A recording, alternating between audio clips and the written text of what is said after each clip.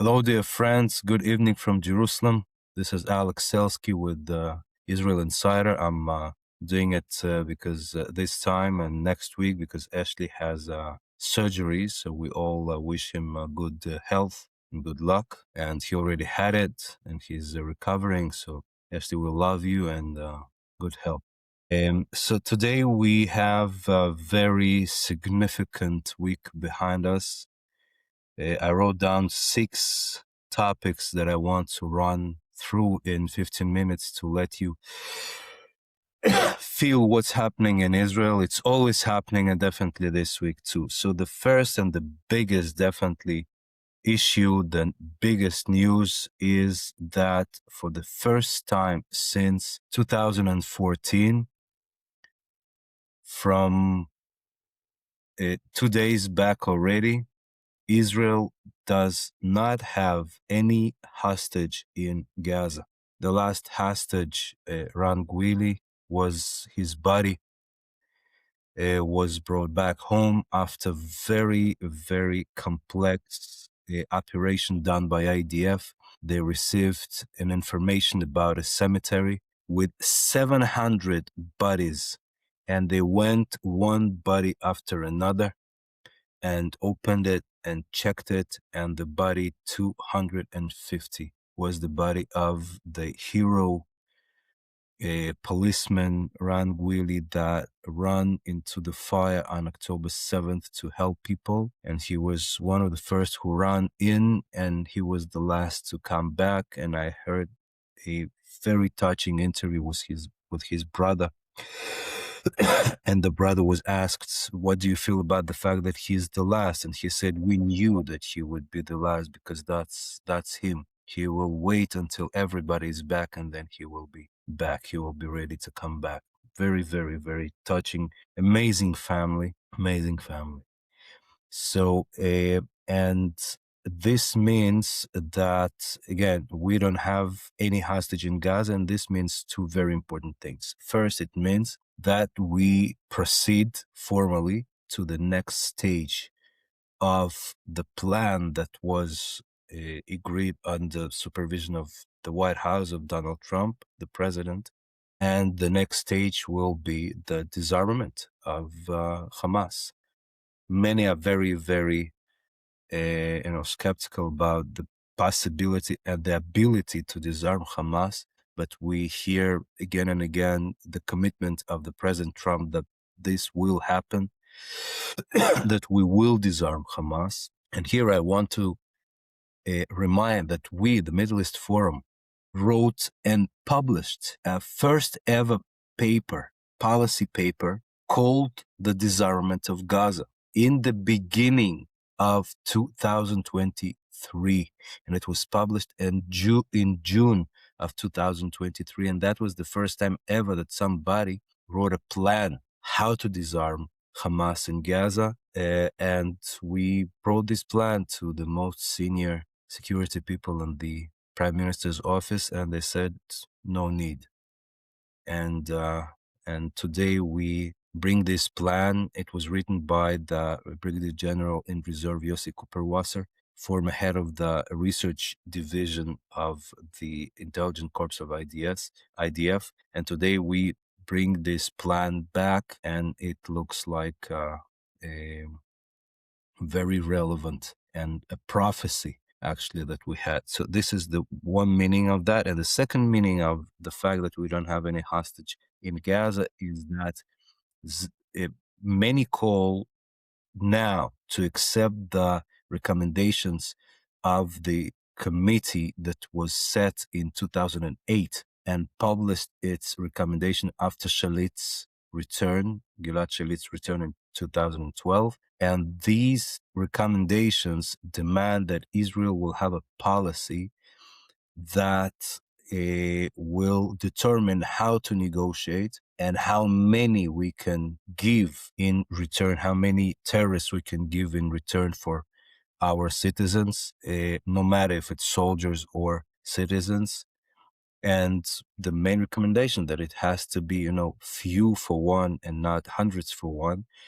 And the meaning of today we're able to accept these recommendations, because no family will feel that it's done on their account. So we MK Oatal, which we work with on different issues, already filed a law legislation to promote by law the recommendations of this committee. Let's see how it will be promoted. This is the first thing. Second thing is definitely Iran. Iran.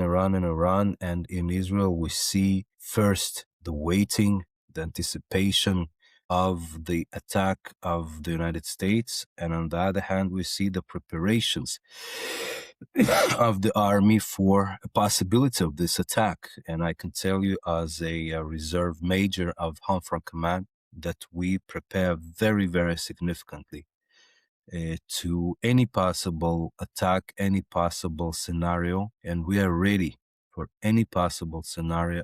And the Chief of Staff of the IDF spoke a few times and said that we are fully ready. And I can tell you that in my unit, we are definitely preparing and we're ready for any scenario. And Israel is strong. And if Iran will think that it can hit Israel, it will be hit much, much stronger back. And I hope that this attack will finish this regime and not any other goal will be set less than that. Next thing that is very, very important to mention is that the Board of Peace set by the President Trump was promoted very significantly during the last week. President Trump sent invitations to 60 heads of states. 60 heads of states. I was approached by the Jerusalem Post newspaper and asked to write an op-ed about the meaning of this Board of Peace in general, and in particular, everybody was bothered by the meaning of invitation of Vladimir Putin into the Board of Peace, because that was really a surprise. And what I wrote, and you can find it in the social media channels of the Middle East Forum and online as well on the site, is it primarily means two things for Israel. First, it looks like it's far beyond Gaza. It looks like a new order that President Trump tries to set without UN, without China. And for Israel, it means, I believe, more opportunity to act and to integrate into this new order pragmatically, act and hear every player, such as Russia and European countries and Arabic countries. We can find a way to cooperate with them, again, pragmatically, and Israel definitely has much to offer. And in this new game, without the UN and without the lies and the double standards of UN and some other players, but UN primarily, I think Israel can feel more convenient and promote its interests more pragmatically. The next thing that I wanted to touch, and it's very significant, is that the Israeli economy actually shows strength. We see the rate of shekel to dollar comes closer to the lowest mark we had for the last more than 4 years in 2021. Where this week it was 3.09. And many say that very, very might be that if the attack on Iran will take place, Israeli shekel can be even stronger than that and fall to 2.5. Now, this is very good for some and very bad for others, because it's a very big shift, and we are all waiting that if the shekel will drop until to 3, we all are waiting that the central bank will interfere. But again, what is important for us in this conversation, I think, is that it shows how Israeli economy is strong, and it shows. I was in a private event this week, and some guests of my family from United States came, and he told me, I remember last time I came 1 year ago, and we were, going and changing shekel, dollar to shekel, and it was 3.8, and now it's almost 3. And then he said, that's how it looks when you win a war. So I liked his words, and I think definitely that it is showing the strength of Israeli economy and the readiness of international investment to come, and the Israeli currency becomes stronger in many ways, and mostly because Israel definitely is portrayed as a winner in this war and looks stronger than it was before the war. And the last thing I wanted to touch, also very important, I think, I'm sure it's not covered in international media, but it's a very important thing politically. And maybe I'll touch another political thing, which is also very important because we have time. Two important political things. Today we had a hearing in the Supreme Court of Justice about the intention of the government to close the radio that belongs to the army. Now, we do have a radio station, Galei Tzahal, that is army radio station. Not hear it and think and say, if it's army radio station, definitely it serves the army and it serves the government. So be surprised, Israel is a very, very a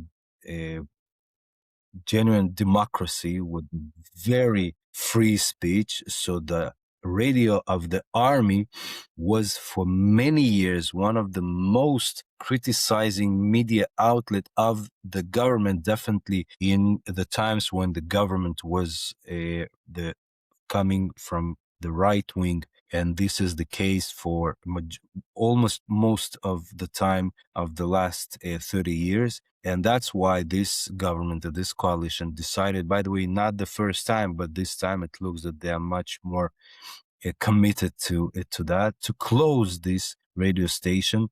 And actually, the Supreme Court said today that, they do have the authority to do that. And it will be a big political thing and big wave of discussion, discourse about what is free press in Israel and what government can do. And I'm sure that the opposition will say, and many maybe even in the coalition and their supporters will say that, this is a very brutal step of shutting down and closing freedom of speech. And those who support this will say that, free speech is okay, but definitely it cannot be that the army radio criticizes the army and, takes interviews from Hamas terrorists, which took place in the past. And the last thing I will touch, and then we'll go to the questions, is the biggest division that we have during the last year is the draft law, which goes further and further in the process of legislation, and we see very big discourse and division and argument around that. Some call it, the law that will draft Haredim, and some say that this is a law that will exempt the Haredim from service. Everybody speaks, from position. After all, we heard, I don't remember if it was this week or last week, we heard recordings of the biggest Haredi Ashkenazi rabbis who said that, our intention is not to send anyone to the army, even those who are not going to yeshivas. So we did see that the intention of the Haredi leadership is not to promote a draft law, even though we see that many within the Haredi community do want to contribute to the army. So that's on my side, and I will go to your questions and comments. Did Israel pressure Trump to delay our attack on Iran by a week? Asks Eric Burney. That's a very good question. I must say that it's very, very not clear what happens with the attack, what happened with the attack. As you asked, did Netanyahu really ask him to postpone or didn't ask him to postpone? And I will add to that, it's lot. We see a lot of publications, a lot of briefings, and it's very hard to understand what is truth and what is pressure and what is negotiations. Just go to the last post of President Trump in his social media platform, and you see openly that he speaks about a pressure, about negotiations, that he says, we bring all these weapons, close to Iran, and they must come back to the table and no nuclear weapons. So wait, so now you speak about a deal and you already said what you want of that deal, so you're negotiating. So do you really want to attack? So I don't know if Netanyahu asked or didn't ask, if it's one of the tricks of the pressure and negotiations of, as we say in Hebrew, um, uh, you know, um, hold me, right? Hold me, otherwise I will beat you. But actually they didn't mean it. So I don't know, and nobody knows, and I'm not sure that we will see it until we will see if the attack takes place. If the attack will take place, we will be smarter. If not, we will understand that it all was pressure, and we really hope that we will not be disappointed about the outcome of this pressure, outcome of this deal, an agreement, that it will not end up only with some, uh, promise of the Iranian regime to give up the nuclear weapon, which they will, after 5, 10, 15 years, we will all reveal that they bluffed us all, as they very, very know how to do. Richard Irving. Hi, Richard. Does Israel's opening of the Rafah crossing risk letting smuggled weapons in? Yeah, that's a very, very good issue and very good question. I didn't touch it really, but it's a very important issue. I didn't touch it because it's not clear what will happen so far. I still believe that it will be a fight over it, but first of all, the short question to your answer is definitely the opening of Rafah crossing does risk the smuggling of weapons, and Israel must sit on the Rafah crossing in order to prevent that. And it's not only about the crossing; it's about the whole the whole corridor there of the border of Israel with of Gaza, with Egypt, and Israel insists to do that. But on the other hand, you cannot open it because, first of all, it's part of the agreement, and second of all, there are people there, and they have to, after all, to eat something. And if the war is over, and the agreement is that the war is over, so it's reasonable that it has to be open. So I'm sure that Israel does everything to to prevent these smugglings, and I very, very hope that this time Israel will be much more committed and much less naive and much less trusting, because Hamas, I don't believe that Hamas will give up the weapons. It has to something very, I don't know what, I mean, it either they pay them to pay them off, buy them off. I don't know. I don't see, and I don't think that in Israel you can find anyone who will believe that Hamas will be willing to disarm. Again, maybe there is a pressure, maybe there is big money that is paid to them. Let's see. It's very, very not clear how it will continue. Jerome Hellman asks, what is the plight of the Kurds, Druze, and Bedouin in the near future? That's an important also question about the Kurds. I understand that you ask about Kurds and Druze. I understand that you ask about what happens in Syria. By the way, I had an op-ed in a Middle East Forum Observer about the Kurds in Syria. We saw, again, I don't remember if it was this week, I think it was last week, that um, the forces of Ashara attacked the Kurds in the northern northeast of Syria in order to first of all, to control the oil, because the area of Kurds in Syria is the area of oil, and many asked, where is Israel? Where is America? And I wrote an op-ed explaining that first of all, if to sum it up, Israel cannot now confront Turkey and by that confront Trump when on stake there is Iran and Gaza. And also, I don't believe that helping to Kurds openly will help Kurds. I think it can cause even more damage than benefit. So I'm sure that Israel helps in some ways, not openly, but after all, Israel cannot afford now uh, to drag itself into this. And also, I was told by Jonathan Spire, who is much bigger expert on Syria than me, that that historically Israel was less in contact with this part of the Kurds in Syria, so there is less connection and less also the ability to intervene.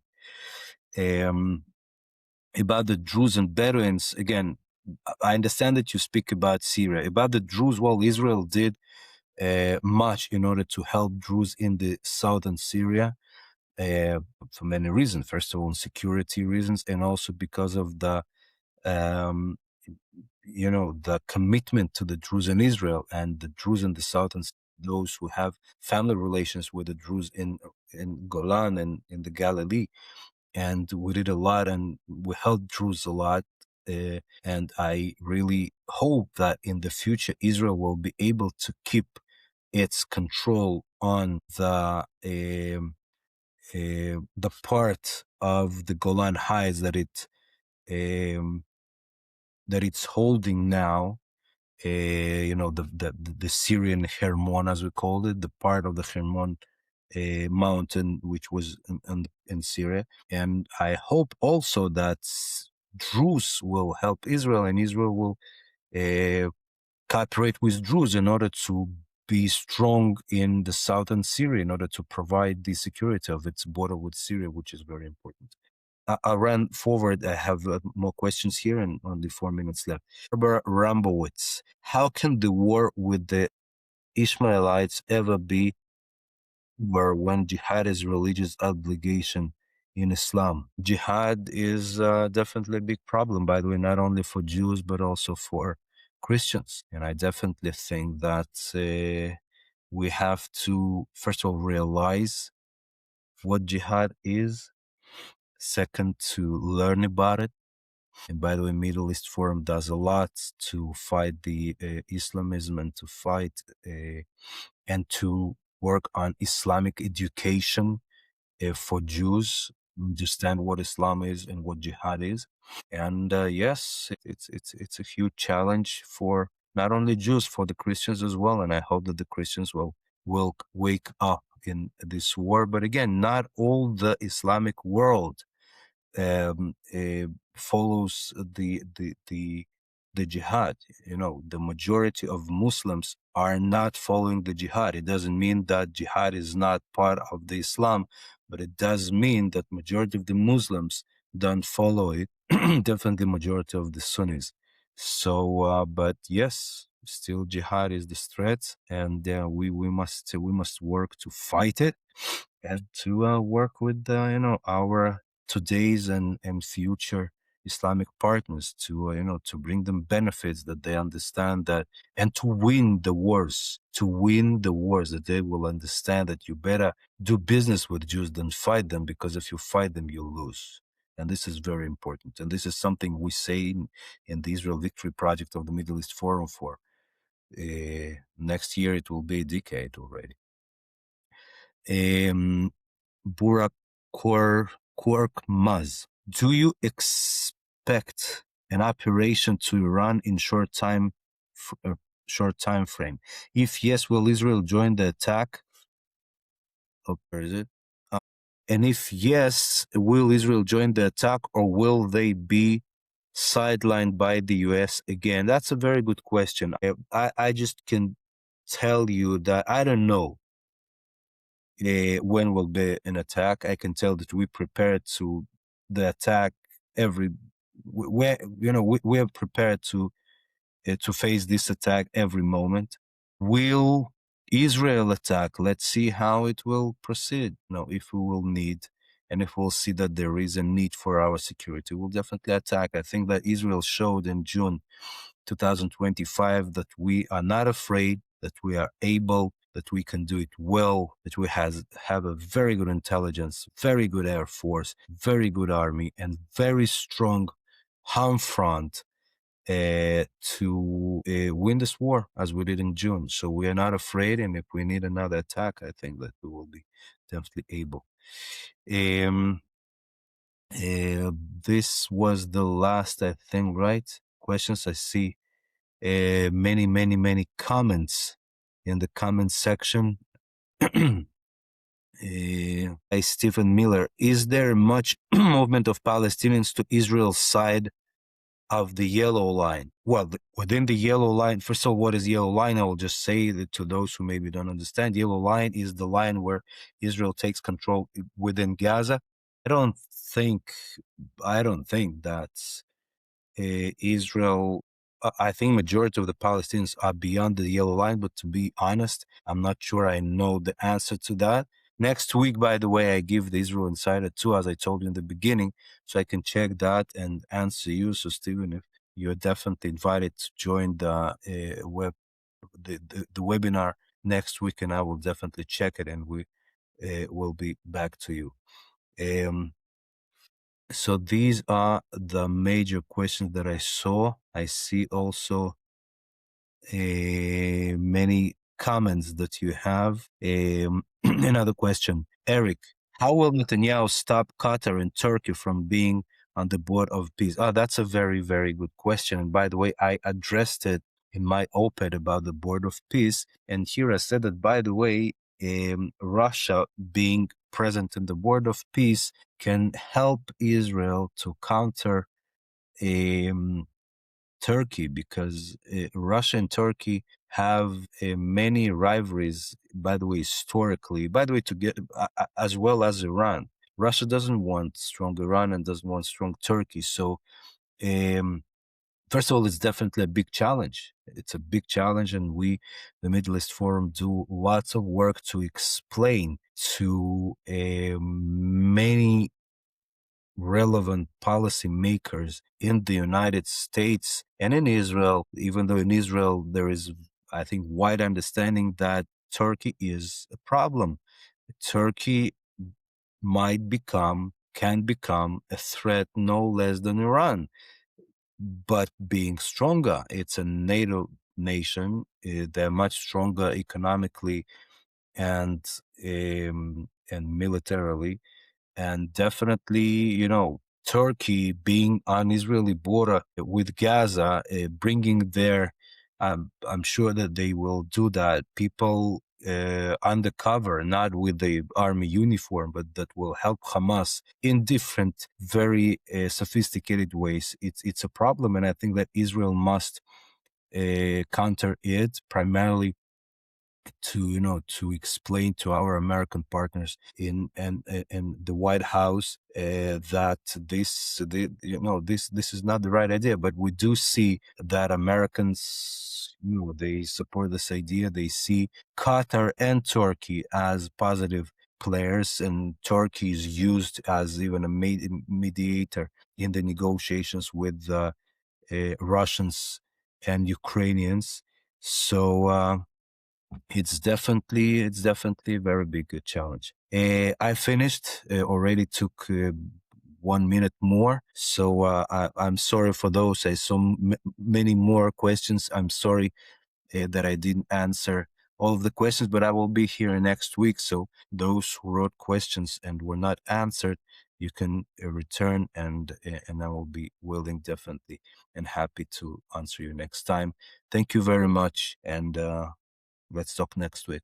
Thank you.